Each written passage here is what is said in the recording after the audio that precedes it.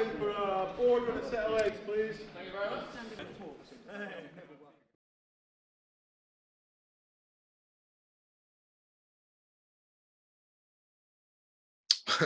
What was your biggest or most embarrassing mistake at work?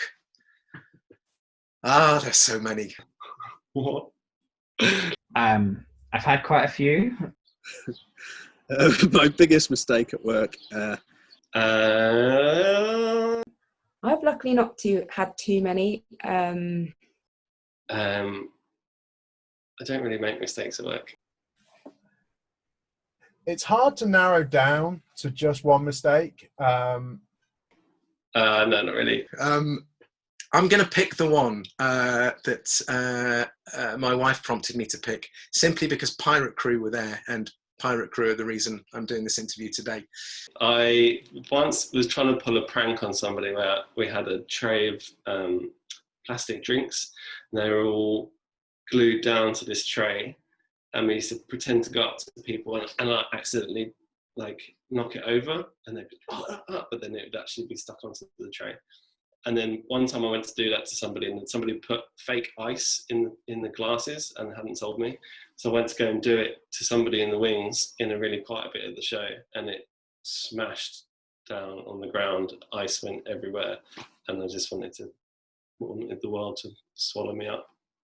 So I did a show a few years ago at an abandoned amusement arcade. So it was a found space, a converted space. It was on the beachfront at Weston-super-Mare.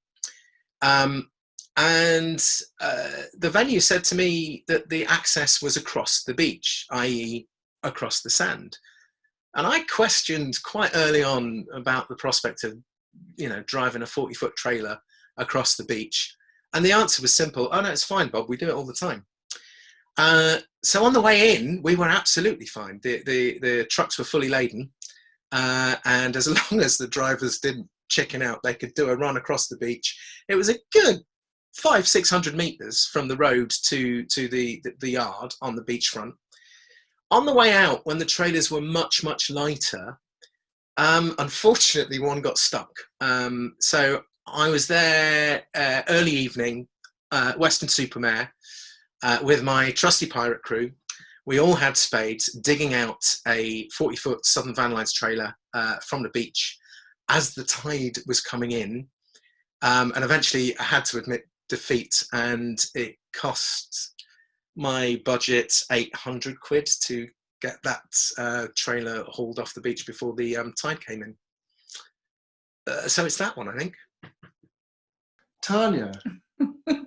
I was trying to think about this, and I think I can't remember any mistakes that I've made. Let's just make it. And I think it's because I'm an electrician. I think that's what it is. Never admit you're wrong. Electricians don't make mistakes. Oh yeah. I'll tell you a couple of my corkers. I was part of the performer flying team, and I was on Wendy's controls, and I was involved in tracking her carriage on and off stage on the track. For a split second, I got distracted and I forgot to track her carriage on stage. So when the crew member who was lifting her lifted her up, she shot straight out of the window stage left in half a second and got tangled up in the wings. Very embarrassing. And I'm sorry. My favourite one was picking up a piece of plywood that I'd laid on the floor earlier in the day to cover up a hole in the stage, and just fell through the hole in the stage. I don't know if you've ever seen the musical The Bodyguard, but it starts with the first lighting cue is the house lights snapping out. And I was in Oxford, which has most of the house lights through the lighting desk, and some of them are on a switch backstage that someone has to do. So you have to it was really hard coordinating it. It was like the last Saturday of the run, and I had a work experience person with me who was sat very close to me. And I leant forward to go round him to turn my comms on because he was a little bit too close to the comms, but I was like, I'll just deal with it. And as I leant forward, I hit the go button and I plunged the auditorium into darkness as people were sat down. I had to quickly hit back, which got a round of applause from the audience, but it was pretty embarrassing, the fact that I plunged the auditorium into darkness. So I've talked about this recently, actually, during lockdown, about when I released the Drencher at the Churchill Theatre in Bromley. We were at the interval of a pantomime. I think the little flapper dropped down that covers that part of it, and I'd knocked it as I reached through to drop the iron. As a lot of water came down, and we weren't able to turn it off because the key and the seal was broken, so we had a bit of a nightmare with it. So it basically went for about 45 minutes, during which time it kind of ruined a fair bit of the panto set, but also the underneath in the substage areas. Pete May was refurbing, I think it was the Sweely Todd set, and yeah, that got pretty wet as well. So that's pretty bad. I toured Dirty Dancing for a very long time, 2.5 years, I think. And we had a couple of automation faults on there every now and again. And I thought I could fix one in the opening number before some LED doors opened and all the set moved downstage in the opening. And I think I got underneath the band bridge to fix that, crowbarred the door off the automation piece, fixed that, reset it all, closed it all off, gathered myself and got myself off stage quick enough for the LEDs to open and all the set came down. I think my hero thoughts lasted about 10 seconds before an almighty bang, because I'd left the crowbar on a piece of set that then got set and fired a crowbar across the stage. Yeah, that's quite embarrassing. Especially as one of the cast brought it off stage to me in full character as a waiter and presented it to me. That was quite embarrassing. Yeah. As part of the plot, I had to call in some scenery, and I called in this piece. And so I've called this thing in, and as it's coming in, I've noticed a cable underneath, and sort of went down to pick it up and slipped. And the stage manager behind me, Josh Ginley, just grabbed me, I think, this is what I remember anyway, grabbed me from the back of my t-shirt and just yanked me out of the way before the piece I called in landed on my head. Another one would have been when I first started at the Shaftesbury Theatre. I went for an interview as a deputy, which involved being on the fly floor. My charge hand, who I would have been his boss, showed me around the fly floor, and as I was talking to him, I walked backwards and fell through the trapdoor of the stage door and caught myself by my arms and with my little legs dangling. And that was the first time Jimmy met me. Yeah. And I was going to be his boss. Yeah, and he didn't know where you'd gone. That's right. One minute he was talking to me, next minute I'd disappeared. That's quite amusing. So when I was site manager for the Pleasance Festival up in Edinburgh, and they've got a totem pole which in certain areas of the press has been referred to as the centre of the Edinburgh Festival, and is quite important to the Pleasance. It's kind of there, it was designed very early on in their development years ago. I think it was in the 80s by an artist called Paul Garner, and it's kind of iconic. And they made a new one which was kind of isometric shapes, which is the one they're using to this day. And it turned up, and I put it up, and then I, during putting it up, kind of bent it a little bit with a telehandler, just slightly. But it was a phone call I didn't like to make to Matt Ritten, who had spent a lot of money, a lot of time making it and designing it, designing the structure. Whoops.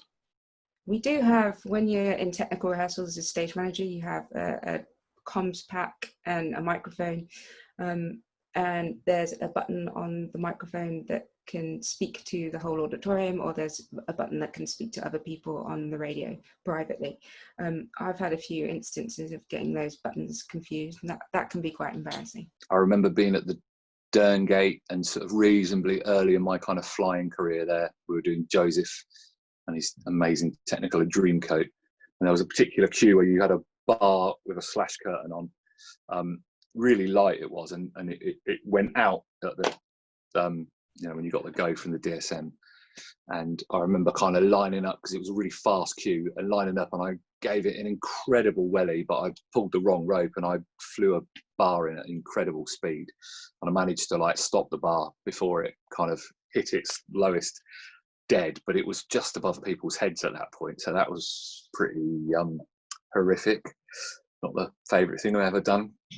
Other mistakes I have when show calling before, I made an awful mistake with some cue lights, pressed the wrong ones and sent 2 bits of set hurtling into each other. So that was a show stop. That was a bit dramatic. What else? I'll give you a list. That was quite embarrassing, but yeah, not too many of those, luckily. God, I don't know. I mean, once I flung a head torch onto the stage, literally onto the stage, and it wouldn't, no one can get it back. And literally during like a really romantic, quiet scene, and obviously I literally get my head torch out and it just literally flung onto the stage, and then this bit stage management person had to try and fish it off for me. And it was really embarrassing. A lot of people make mistakes. We're only human, and that's fine. And I have definitely made a lot of them in my time. I think the one that provided most people with laughter, so has to go down as my most embarrassing, was laying a floor for a show using double-sided tape, and I forgot to peel the backing off.